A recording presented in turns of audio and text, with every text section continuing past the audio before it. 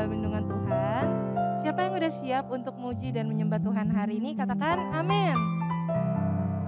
Ayo kita nyanyi. Kasih ya.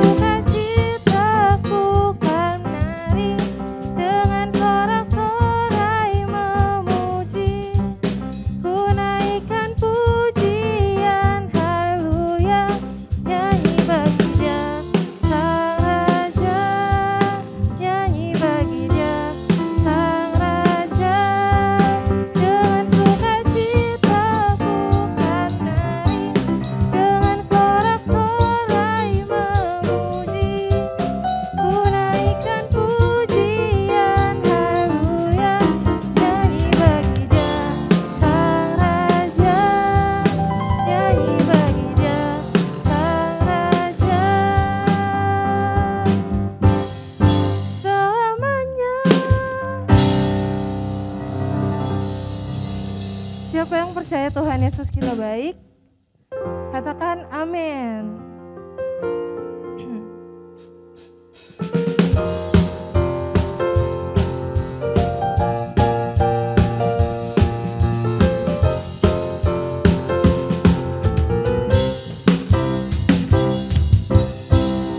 Tiada berkesudahan kasih setiamu Tuhan, selalu berrahmat-Mu bagiku.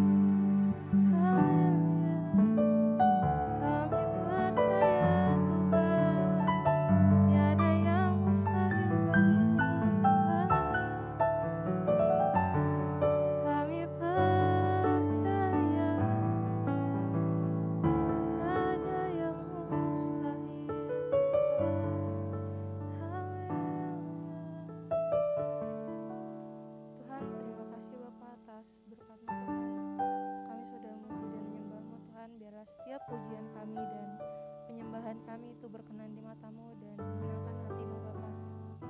Biarlah kiranya Tuhan berkati hamba-Mu yang sebentar lagi akan membawakan firman-Mu Tuhan.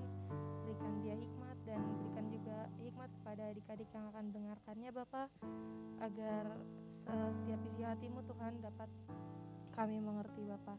Terima kasih Tuhan Yesus, kami sudah berdoa dan mengucap syukur. Haleluya, amin. Shalom guys, nah baik lagi di minggu ini. Minggu ini aku mau sama-sama sharing sama kalian tentang Be Brave Part 2. Tapi kali ini aku mau ambil dari kisah yang mungkin kalian udah sering dengar di sekolah minggu, yaitu adalah Gideon. Nah, siapa sih yang tahu nih atau kenal latar belakang dari kehidupan seorang Gideon? Ada yang pernah tahu gak nih guys di sekolah minggu? Kalau nggak tahu, aku mau kasih tahu deh hari ini. Jadi background si Gideon ini itu adalah seorang pemuda dari bangsa Israel, yaitu suku Manasye ya. Terus keluarganya ini tuh keluarga yang bisa dibilang bukan orang terpandang, maksudnya orangnya biasa-biasa aja gitu ya.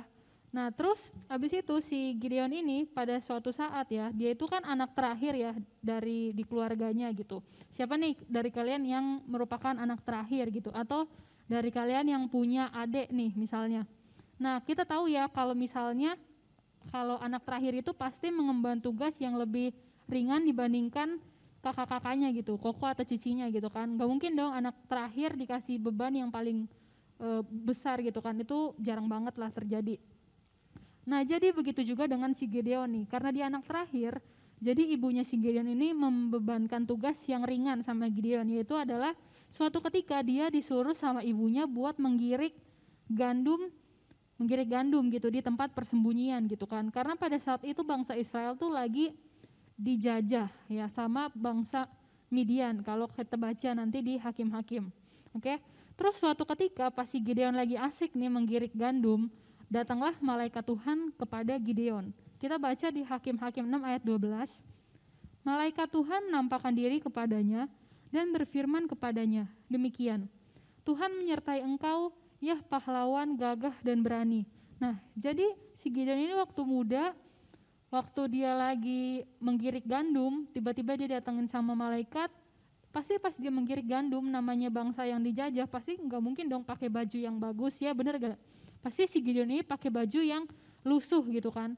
Terus dia juga masih muda gitu kan, sama kayak kita gitu. Nah terus dia tuh girik gandum di tempat persembunyian gitu kan, yang terpencil gitu. Tapi dia heran gitu, pas malaikat datang, dia tuh disebut pahlawan gagah berani gitu. Maksudnya apa gitu ya? Kalau kalian jadi Gideon pasti kaget gak sih? Tiba-tiba kalian lagi pakai baju yang gak bagus gitu, terus tiba-tiba malaikat Tuhan menampakkan diri, hai kamu pahlawan gagah yang berani gitu kan, pasti kalian kaget lah ya sama kayak si Gideon gitu kan. Nah sama kayak kita juga gitu, mungkin kita seringkali tuh ngerasa, aduh aku tuh anak paling kecil gitu di keluarga, terus aku tuh di antara teman-teman aku tuh kayaknya aku gak punya kekuatan buat menginfluence teman-teman aku gitu, karena ya aku nilainya pas-pasan aja di sekolah. Atau mungkin aku tuh orang yang gak banyak temen, terus di rumah juga aku juga ya aku gak akur gitu sama misalnya sama saudara aku gitu ya. Tapi kita tuh ditunjuk Tuhan gitu ya untuk memberikan dampak gitu kan buat teman-teman kita sekeliling kita, mau itu di tempat les atau di sekolah maupun di keluarga kita. Nah terus pertanyaan gini, tapi pas lihat Gideon gitu ya, pas dia lagi girik gandum ya, terus dia lagi asik nih mengerjakan tanggung jawabnya, tiba-tiba malaikat Tuhan kasih dia tuh satu tanggung jawab besar gitu ya, yaitu adalah membebaskan bangsa Israel ini nih dari bangsa Midian pada saat itu. Kalian bisa baca di Hakim-Hakim 6 ayat 11 sampai 24. Pas si Gideon dikasih tanggung jawab ini sama malaikat Tuhan, apakah Gideon langsung percaya gitu? Maksudnya percaya diri gitu. Iya aku pasti bisa nih ngerjain tanggung jawab ini.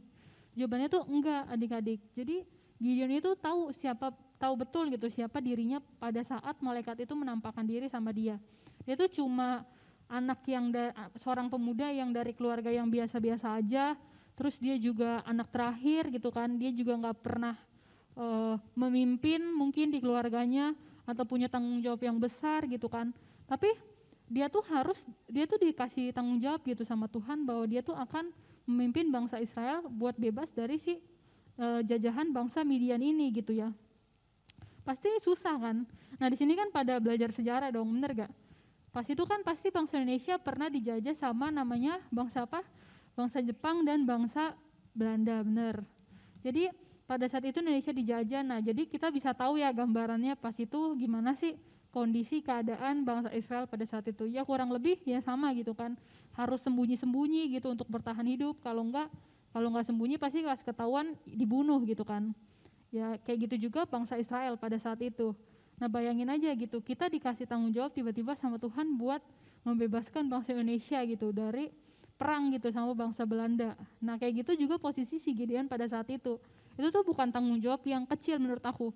Itu tuh buat anak muda ya, itu tanggung jawab yang besar gitu, panggilan hidupnya si Gideon gitu pada saat itu ya, pada saat waktu dia muda gitu ya.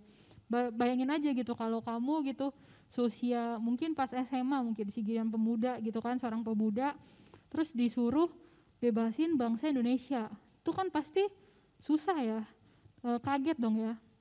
Nah tapi kita mungkin gak dipanggil Tuhan tuh langsung bebasin bangsa Indonesia pada saat penjajahan dulu ya, tapi kita tuh dipanggil sekarang gitu ya, bukan untuk membebaskan bangsa dari penjajahan, tapi dari apa sih sekarang kita bisa bantu lewat mungkin bebasin bangsa dari kemiskinan, terus kebodohan gitu ya, sakit penyakit, lewat apa sih? Emang bisa Ci kita bantu membebaskan bangsa ini dari hal-hal seperti itu?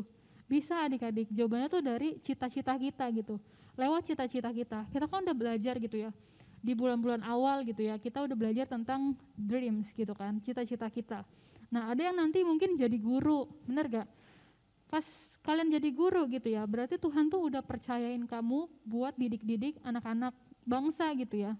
Ya buat apa? Buat menghargai ilmu gitu. Akhirnya apa? Terbebas dari kebodohan gitu, jadi anak yang pintar gitu, punya karakter yang baik. Atau ada yang mau jadi dokter, mungkin ya ada yang mau jadi dokter, paling banyak sih mau jadi dokter anak-anak teen sekarang gitu ya. Tapi nggak apa-apa, mungkin pas jadi dokter kamu tuh bisa sembuhin orang yang lagi sakit gitu ya, maupun dia punya duit atau dengan kondisi dia lagi nggak punya duit di daerah gitu kan, nanti kan banyak lah prosesnya. Tapi intinya pas jadi dokter kamu tuh bisa sembuhin orang-orang sakit gitu ya, terbebas dari itu sakit penyakit, kamu resep yang baik gitu ya. Atau ada yang mau jadi TNI juga gitu kan, anak teens gitu. Nah kamu dipercaya sama Tuhan gitu buat jaga keutuhan negara Indonesia gitu kan. Kalau dilihat mungkin, kalau diucapkan mungkin itu sesuatu yang ya udahlah gitu doang, tapi pas itu dilakukan gitu ya teman-teman, itu tuh dampaknya luar biasa buat bangsa ini gitu. Jadi kita juga sama kayak Gideon gitu ya, Tuhan tuh panggil kita buat membebaskan bangsa kita tuh dari hal-hal yang terpuruk gitu ya, kalau di masa sekarang gitu ya. Nah selain itu juga apa sih yang Tuhan tempatin adik-adik gitu, mungkin di masa depan ya, tapi di masa sekarang gitu ya, mungkin ada yang ditempatin jadi adik misalnya gitu. Nah jadi adik buat apa sih? Ya itu buat bantuin mama, buat taat sama mungkin kokonya atau cicinya gitu, atau mungkin ada yang jadi kakak di rumah gitu kan. Kita tuh dipanggil jadi kakak gitu, itu buat apa? Buat yaitu memberi teladan buat adik-adik kita gitu kan. Jadi pas adik-adik kita lihat kita gitu, kita bisa memberi influence kepada mereka gitu ya. Itu tuh dimulai pasti dari keluarga kita adik-adik. Dimulai dari hal yang paling kecil gitu, setiap hari yang kita lakukan. Pasti dalam keluarga gitu. Kita tuh bisa memberi contoh teladan dalam perkataan kita gitu, yang paling gampang ya. Dan lewat tindakan kita di rumah gitu ya. Mungkin masih ada yang gak mau ngalah gitu ya sama adiknya. Nah itu tuh itu kan kita kalau sebagai kakak gitu, kita dipanggil buat menjadi contoh gitu buat adik kita gitu kan. Terus pertanyaan sekarang gini, apakah Gideon pas langsung dipanggil sama Tuhan gitu, Gideon kamu ini panggilan kamu gitu, membebaskan bangsa Israel, terus Gideon langsung semangat gitu, menyambut dengan semangat gitu panggilan Tuhan? Ada yang tahu gak jawabannya adik-adik? Yuk kita buka di Hakim-Hakim 6 ayat 15.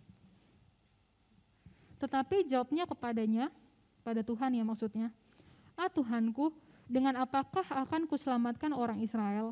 Ketahuilah kaumku adalah yang paling kecil di antara suku Manasye, dan aku pun seorang yang paling muda di antara keluargaku tuh. Jadi dia tuh kaum yang paling kecil gitu ya, di antara suku Manasye, dan dia tuh yang paling muda gitu. Mungkin sebagian masih ada yang takut gitu pas ngelakuin hal-hal yang benar gitu, kayak misalnya contohnya yang paling simpel mungkin negur sekeliling kita lah ya kalau salah. Mungkin ada teman yang ketahuan nyontek pas dulu masih sekolah offline ya, terus kita takut gitu buat negur dia gitu, padahal kita tahu gitu panggilan kita tuh buat jadi dampak gitu di tengah-tengah sekeliling kita gitu, tapi kita takut buat negur dia, menyatakan apa sih yang benar gitu ya. Nah, kita takut melakukan hal seperti itu. Terus tapi kita harus belajar dari si Gideon gitu. Mungkin dulu kita takut gitu, tapi sekarang kita nggak takut gitu. Sama seperti yang dilakukan sama si Gideon gitu. Walau pertama-tama nih pas dipanggil, Gideon tuh merasa, Tuhan jangan aku deh, aku tuh bukan orang yang terpandang keluarganya gitu ya. Aku tuh bukan orang yang pernah mengemban tanggung jawab besar gitu, karena dia kan anak terakhir gitu kan. Nah tapi dia lama-lama mau gitu ya, akhirnya dia bersedia gitu menerima panggilan dari Tuhan dan menjadi pembebas bangsa Israel pada saat itu ya. Jadi singkatnya gini, aku ceritain aja. Jadi singkatnya si Gideon itu diperintahkan Tuhan gitu untuk merobohkan mesbah Baal kepunyaan ayahnya, papanya nih. Jadi papanya si Gideon itu menyembah berhala gitu ya, menyembah Baal. Nah Tuhan memerintahkan pertama-tama untuk sebelum berperang sama bangsa Midian gitu, si Gideon harus menghancurkan itu Baalnya papanya gitu. Nah susah gak sih? Pasti takut dong ya. Itu tuh punya papanya gitu. Dia tuh anak bungsu, anak yang paling kecil gitu ya. Terus dia juga harus semacam gimana ya? Melawan, menegur kali ya, menegur papanya lewat tindakan itu gitu. Dia hancurin tuh Baal punya papanya gitu yang berhala dan mendirikan mesbah bagi Tuhan di situ. Nah itu kan menurut aku itu tuh bukan perkara yang mudah ya. Misalnya kalau mama kita mungkin pernah buat salah gitu, terus kita ingetin, mah harusnya mama nggak boleh marah-marah dong gitu kan. Nah itu tuh pasti kadang berkata seperti itu tuh kadang tuh pasti juga sulit, bener gak? Tapi ini Gideon tuh ngambil sikap, dia tuh nggak takut gitu, dia berani buat melakukan apa yang benar di hadapan Tuhan gitu. Dia menghancurkan mesbah papanya gitu, kepunyaan papanya. Kalau aku jadi Gideon pasti pertama kali pasti yang aku rasain apa? Takut, bener takut. Pasti aku ragu gitu ya. Ya nanti kalau aku diomelin gimana gitu kan, atau lebih parahnya mungkin nanti kalau aku nggak dianggap anak lagi gimana gitu kan, gara-gara menghancurkan ruang doa papaku gitu kan kepada nabi-nabi Baal gitu kan. Nah tapi si Gideon memilih buat berani gitu, dia memilih buat nggak takut gitu ya. Kalau sama kayak kita, mungkin nggak harus berhala papa kita ya, mungkin refleksinya di hidup kita tuh kayak teman kita nih ada yang nyontek nih, ini teman dekat kita nih, sahabat kita. Nah pertanyaannya apakah kita berani buat menegur teman kita gitu ya, itu tuh nggak baik tuh kayak gitu tuh, kamu tuh nggak boleh nyontek gitu. Nah pasti kalau teman dekat kan rasanya pasti lebih sungkan kan, terus lebih takutnya kenapa sih? Bukan takut yang gimana, tapi pasti takutnya tuh nanti kalau dia ngambek terus nggak temenan sama aku gimana, bener gak sih? Itu tuh lebih takut dijauhin atau kita lebih takut ya menegur gitu, karena itu tuh nggak sesuai sama apa yang Tuhan mau gitu ya. Nah itu pilihan yang menurut aku itu yang kita buat gitu. Terus juga di keluarga gitu ya, misalnya ada mungkin adik kita atau mungkin yang lebih tua dari kita gitu, mungkin om, tante, papa mama kita gitu, mungkin seringkali beberapa kali gitu melakukan salah gitu kan. Terus kita tegur gitu, apakah kita berani gitu ya menegurnya gitu ya, atau kita sendiri gitu pas kita ngelakuin salah gitu ya, apakah kita berani buat berubah gitu, mengakui gitu ya kalau kita tuh salah gitu. Nah konteks berani itu benar-benar luas menurut aku, tapi kita bisa contoh perilaku beraninya si Gideon gitu. Dia berani melakukan apa yang menjadi kehendak Tuhan di hidupnya si Gideon. Kita lihat apa sih upah dari si Gideon ya, karena dia itu taat sama perintah Tuhan gitu, karena dia berani melakukan apa yang baik di mata Tuhan. Nih upah yang didapat sama si Gideon. Jadi pas itu kan dia pas berperang kan, karena lawan musuh itu banyak ya, pasukan musuh itu kan banyak kan, lawan kita tuh banyak. Nah kita butuh dong pasukan yang minimal mungkin standar manusia itu banyak ya, karena kan kalau banyak lawan dikit kan pasti yang dikit kemungkinan besar kalah kan, walaupun gak selalu gitu ya. Nah tapi lain sama kisahnya si Gideon ini gitu. Tuhan tuh nggak mau Gideon itu punya pasukan yang begitu banyak gitu. Kenapa? Karena pada saat itu bangsa Israel tuh lagi menyembah berhala. Tuhan takut gitu kalau misalnya bangsa Israel punya pasukan yang banyak, itu tuh dia berpikir kalau itu tuh kekuatan dia sendiri gitu, bukan karena bantuan Tuhan. Akhirnya Tuhan tuh memerintahkan Gideon buat melawan 135.000 tentara musuh. Itu banyak gak sih? Banyak ya teman-teman. Tapi dilawan dengan cara 300 orang doang. Jadi tentaranya si Gideon awalnya 32.000, terus dikurangin jadi 300 orang. Berkurangnya banyak banget gak sih? Banyak kan? Jadi pasukan si Midian dan Amalek ini nih, mereka gabungan ya, itu banyak banget. Kita buka di Hakim-Hakim 7 ayat 12, yang menggambarkan betapa banyaknya pasukan mereka. Bacain ya. Adapun orang Midian dan orang Amalek dan semua orang dari sebelah timur itu berkelimpangan di lembah itu. Seperti belalang banyaknya dan unta mereka tidak terhitung. Seperti pasir di tepi laut banyaknya. Nah, kebayang gak sih adik-adik? Alkitab bilang itu tuh kayak belalang banyaknya dan unta yang gak terlihat dan seperti pasir di laut. Itu tuh benar-benar banyak. Benar-benar pasti pas kita lihat kerumunan manusia aja tuh takut kan kalau banyak-banyak gitu. Nah apalagi ini gitu, pas kita berperang taruhannya nyawa gitu ya, si Gideon melihat sebanyak itu, sedangkan Tuhan hanya memperbolehkan dia bawa 300 orang gitu ya. Pasti si Gideon takut lah ya. Saya takut banget sih kalau aku jadi Gideon gitu. Sama kayak kita gitu ya. Pas aku baca ayat ini tuh kayak wow, banyak banget ya pasukan bangsa Midian dan Amalek gitu. Nah sekarang dalam meraih panggilan Tuhan ya, panggilan Tuhan dalam hidup kalian gitu dan hidup aku gitu ya, cita-cita kita gitu ya, pasti banyak banget wow susahnya. Maksudnya gimana sih? Susah banget ya masuk sekolah favorit aku gitu ya. Tuh kayaknya saingannya banyak gitu ya, kayak tidak terlihat, tidak terhitung gitu ya. Terus ditambah keadaan seperti ini gitu kan, pandemik, terus sekolah juga zonasi gitu ya. Dulu tuh zaman aku enggak gitu ya. Terus sekolah online yang bikin kita tuh nangkep ilmunya mungkin sedikit ya, nggak banyak gitu. Nah itu tuh buat kita tuh kadang, kayaknya tantangannya terlalu banyak nih Tuhan, kita jadi takut gitu ya. Kita jadi takut menghadapi kenyataan kalau kita tuh kayaknya nggak bakal sampai nih kepada tujuan Tuhan, panggilan Tuhan gitu ya. Pasti kita takut gitu kayak si Gideon pada saat itu ya, pas melihat lawannya sebanyak apa, yang terlintas di otak dia tuh pasti cuma keraguan gitu. Bisa gak ya melawan ini? Sama kayak kita. Tuhan aku mau jadi dokter, masuk universitas dokter tuh mahal gitu ya. Apakah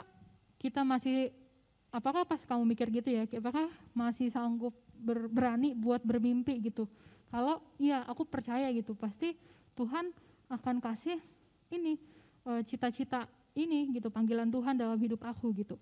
Nah, apakah kita masih berani untuk bermimpi walaupun itu kenyataannya tuh seperti bangsa Midian yang banyak banget gitu, susah banget, sepertinya mustahil gitu ya, bisa dibilang gitu.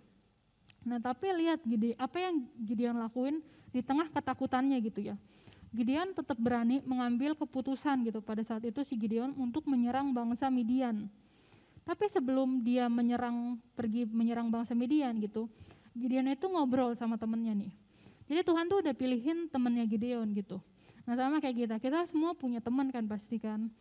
Seenggaknya kita punya komunitas gitu ya. Jadi pas dia takut gitu ya, si Gideon ini cerita sama temennya. Ada di Hakim-Hakim 7 ayat 13-15, aku bacain ya. Ketika Gideon sampai ke situ, kebetulan ada seorang menceritakan mimpinya kepada temannya. Katanya, aku bermimpi tampak sekeping roti jelai terguling masuk ke perkemahan orang Midian. Setelah sampai ke kemah ini, dilanggarnyalah kemah ini sehingga roboh dan dibongkar bangkirkannya, demikianlah kemah ini habis runtuh. Ayat 14, lalu temannya menjawab, ini tidak lain dari pedang Gideon bin Yoas orang Israel itu.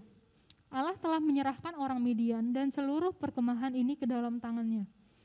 Ayat 15, segera sesudah Gideon mendengar mimpi itu diceritakan dengan maknanya, sujudlah ia menyembah.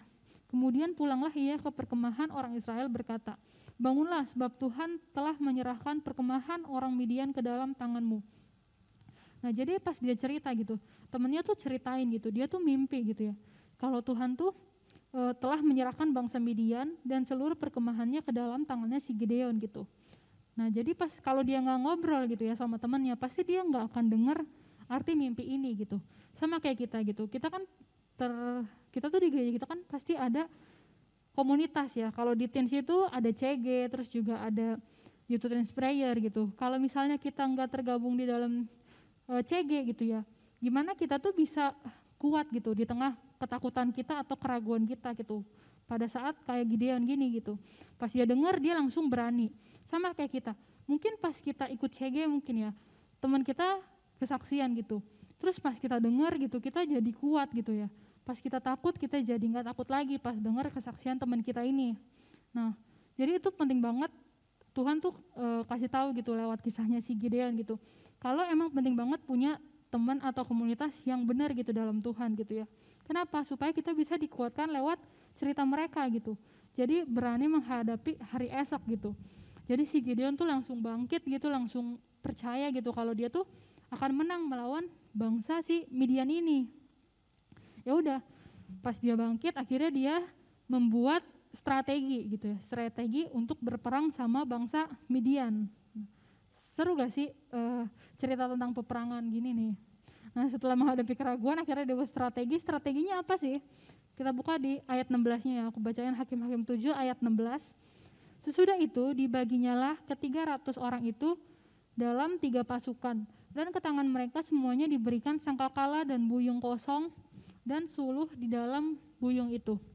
Nah jadi tuh Gideon tuh punya strategi gitu ya, pas dia mau perang gitu, itu tuh cuma bawa sangkakala, tahu kan sangkakala tuh, trompet, dan juga buyung kosong gitu, kayak kendi ya, dan juga suluh dalam buyung itu.